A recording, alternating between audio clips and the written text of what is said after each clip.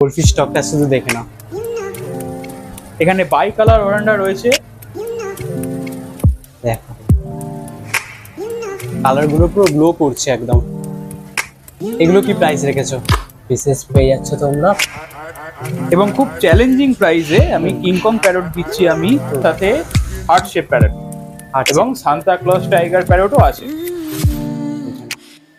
এটা heart shape নাকি? হ্যাঁ হ্যাঁ, এটা হার্ট শেপ প্যারট এবং কালার আমরা সাইজ কি করব, অনেকে কম্প্যাক্ট অ্যাকোরিয়াম রাখার চেষ্টা করে, সেখানে কম্প্যাক্ট হিসাবে 1 কেজি 2 কেজি 3 কেজি এবং 4.5 কেজি অবধি অ্যাভেলেবেল, 4.5 কেজি অবধি অ্যাভেলেবেল রয়েছে। প্রাউডলি বলতে পারি যে এটা এক্সক্লুসিভলি গ্লোবাল অ্যাকোয়াতে অ্যাভেলেবেল রয়েছে। আচ্ছা, হ্যাঁ। তার পাতা থেকে সে নিউট্রিশন অ্যাবজর্ব করবে এবং তার প্রথম এবং প্রধান খাবার হচ্ছে CO2 হচ্ছে লোটালা দেখতেই পাবেন এখন এই মুহূর্তে পার্লিং অবস্থায় রয়েছে। পার্লিং করছে। এই পার্লিং এফেক্ট